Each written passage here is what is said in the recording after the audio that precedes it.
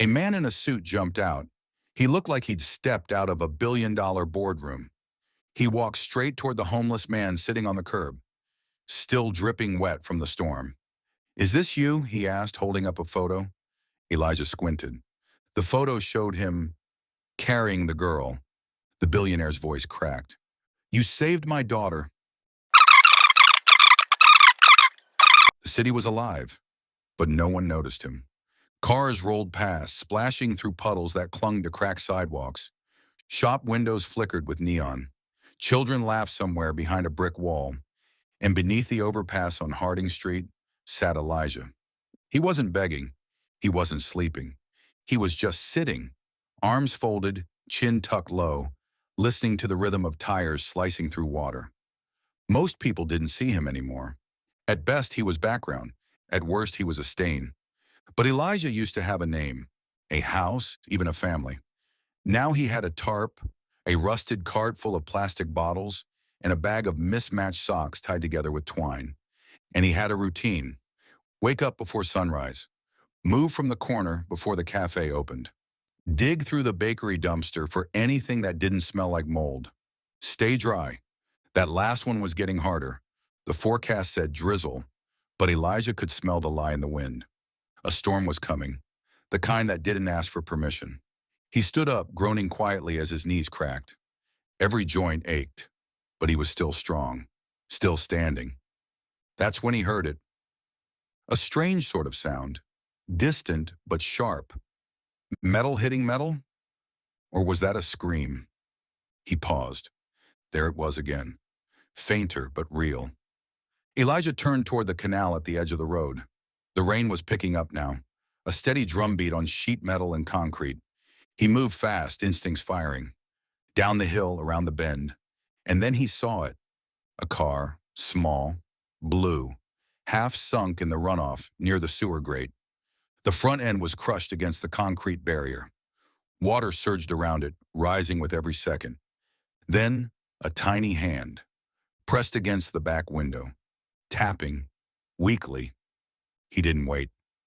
Elijah sprinted, or at least the closest thing his body could manage, into the water. It hit his legs hard, tugging at his balance. Cold, heavy, dangerous. He pushed forward anyway. Reaching the car, he grabbed the door handle. Jammed. He pounded against the glass with the flat of his palm. Inside, a girl, maybe 8 or 9, eyes wide, lips parted in silent terror. He yelled through the window, "Cover your face!" Then he backed up, shouldered the glass.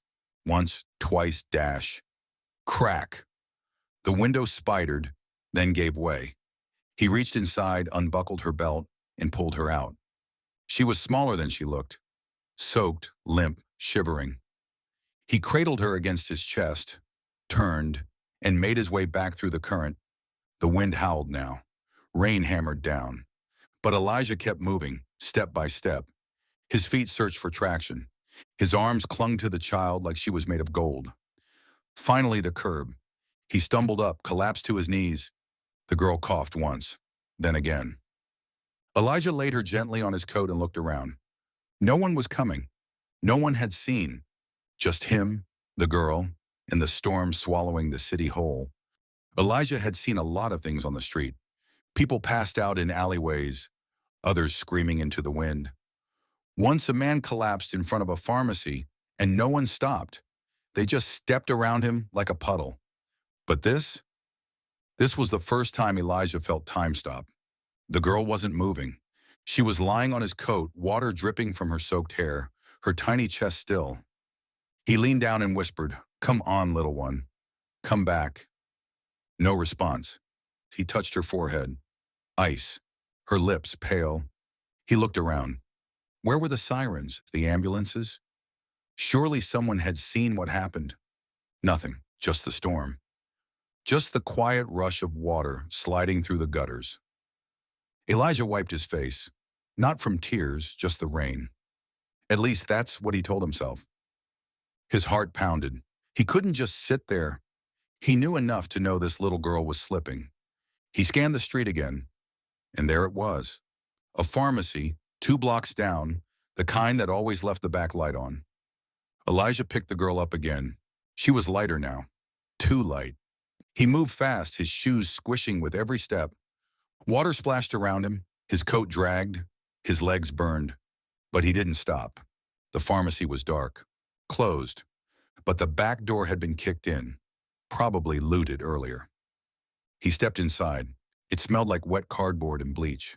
Shelves were overturned, product boxes scattered across the floor. He found a counter near the front window, where daylight still streamed in. He laid the girl down gently. She still wasn't breathing. His hands hovered over her, unsure what to do. He hadn't been in a hospital since he lost his sister, 15 years ago. His chest tightened. "Don't go," he whispered. "Not after all that." He rummaged behind the counter, found a foil-wrapped emergency blanket, the kind paramedics use. He wrapped her in it, tucked it tight. Then he held her hand and counted.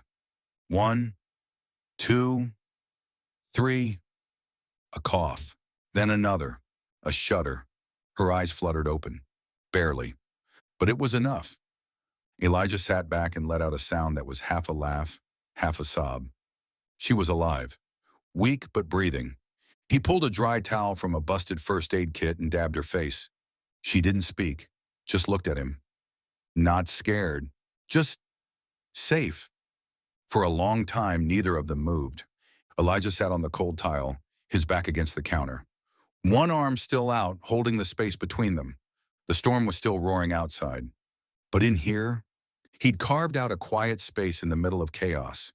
He didn't know where she belonged, didn't know her name, didn't know what came next. But he knew this. She wasn't alone. Not as long as he was still breathing. The storm had finally slowed. The thunder was now distant, like footsteps fading away. Rain still fell, but softer now. The kind that brushed the windows instead of shaking them. Inside the pharmacy, the girl was asleep. Her tiny hands still gripped the edge of Elijah's coat like a lifeline. He hadn't moved in almost an hour. His legs were numb, his shoulders burned. But he didn't care. The quiet between them felt sacred. Then, a noise. Footsteps. Quick, sloppy, getting closer. Elijah turned sharply toward the back door, every nerve alert. A shape entered, tall, hooded, moving fast. Elijah tensed, pulled the girl slightly closer. The man stepped into the light. Teenager, maybe early 20s, skinny, soaked, nervous. He looked around the room like a scavenger on a mission. Elijah stood up slowly. "Store's empty," he said, voice flat. The kid froze, looked him over. Then he spotted the girl. "You got a kid?" he asked, confused. Elijah didn't answer. "She okay?" Again, no answer, just a stare. The boy shrugged. "Didn't mean anything. I'm just looking for something. Anything." He started rummaging behind the front counter. Elijah didn't like it. He didn't know who this kid was, didn't know if he had a weapon, didn't want the girl anywhere near danger again. "Whatever you take," Elijah said, "just don't come near her." The kid paused and then nodded. He grabbed a pack of crackers, 2 water bottles, and a dusty first aid kit, then backed toward the door. Right before leaving, he hesitated. "What's her name?" he asked. Elijah shook his head. "I don't know." "You found her?" "Pulled her out of a car." The kid blinked. "You saved her?" Elijah didn't reply. The boy's eyes softened. He reached into his pocket and pulled out a small folded plastic bag. "Here," he said, tossing it gently onto the counter. "Dry socks. Found them in the back." Then he was gone. Elijah stared at the door for a long time. Not everyone out there was a threat. Some were just lost, like him. He opened the socks, pink, child-sized, decorated with little cartoon rabbits. He smiled. When the girl stirred again, he knelt beside her and gently slipped them on. She blinked, confused, then let out the faintest whisper. "Cold." Her first word. Elijah leaned in. "I know, but you're safe now." She reached for his hand again. Held on tighter this time. The wind outside had gone still, and for the first time that day, Elijah allowed himself to breathe. Morning came slowly. The clouds were still thick, but sunlight pressed through the cracks. It warmed the floor tiles and painted long shadows through the pharmacy windows. Elijah hadn't slept. Not really. He kept one eye on the girl and the other on the street. The storm had passed, but something heavier remained. She was awake now, sitting up slowly, a bottle of water in her hands. She hadn't spoken much, just nodded or blinked. But she stayed close. She didn't pull away when he offered the crackers, didn't flinch when he wiped her face with a clean cloth from the first aid kit. And when she reached out and held his sleeve while eating, Elijah felt something unfamiliar. Like maybe he wasn't invisible anymore. Still, he knew. He couldn't keep her safe. He didn't even know her name. And whatever world she came from, it wasn't this one. She needed a hospital, a guardian, a place to be found. Elijah stood slowly and walked to the window. Down the street, life had begun to return. Sirens in the distance, police tape flapping on a fence, a city waking up, unaware of what had happened right here. He sighed, then turned to her. "We need help," he said gently. "Real help." She looked up nervous. "I'll stay," he added quickly.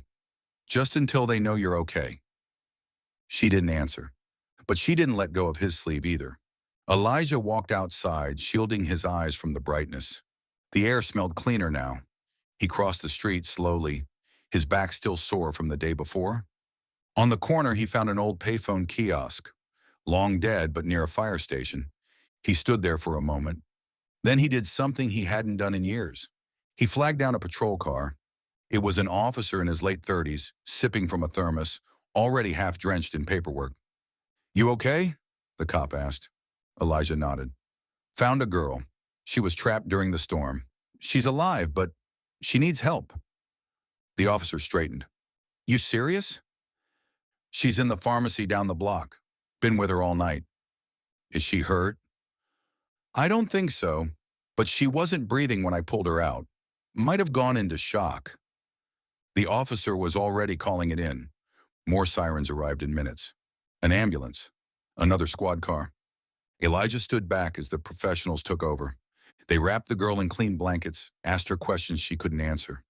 She just kept looking around, until her eyes locked on Elijah. She reached for him, but a medic gently pulled her back. "You're okay now. You're safe." Elijah nodded to her once, and then turned away. He didn't want applause, didn't want questions. He just didn't want to be in the way. But just as he reached the door, a voice called out, "Sir?" He turned. The officer looked puzzled.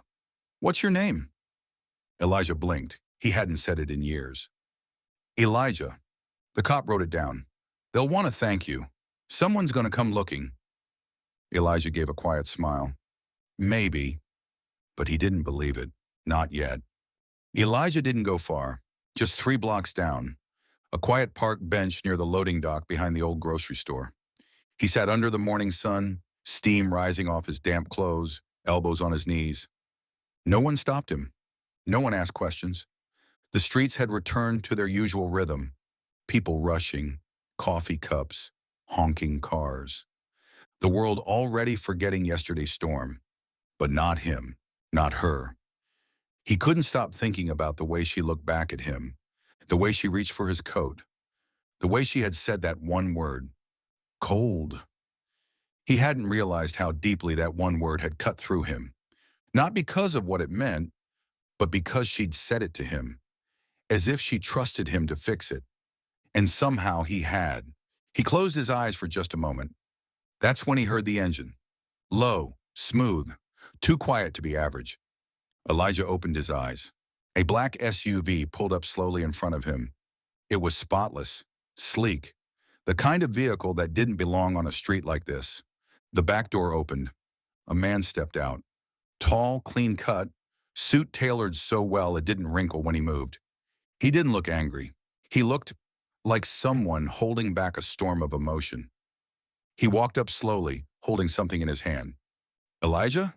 he asked. Elijah blinked. "Yeah." The man handed him a photograph. It was a still frame, printed from a security cam.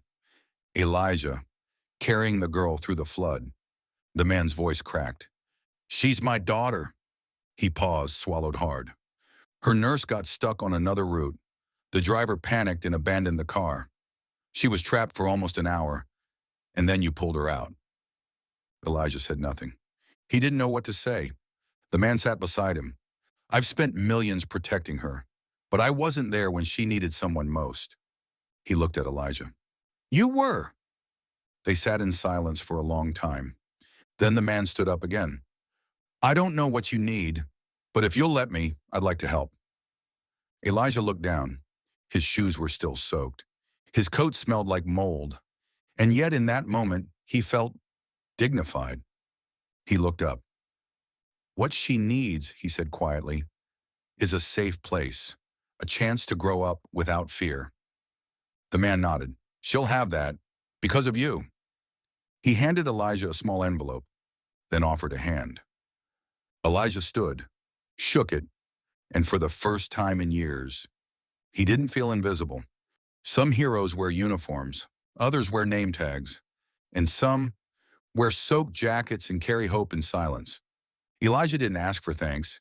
He didn't ask for money. He just showed up when no one else did. And in a world that keeps moving too fast to notice people like him, sometimes it takes a flood to reveal the ones who never stop caring. This is an unseen hero. Subscribe to hear the stories that deserve to be told, because the world needs to remember the ones who don't ask to be remembered.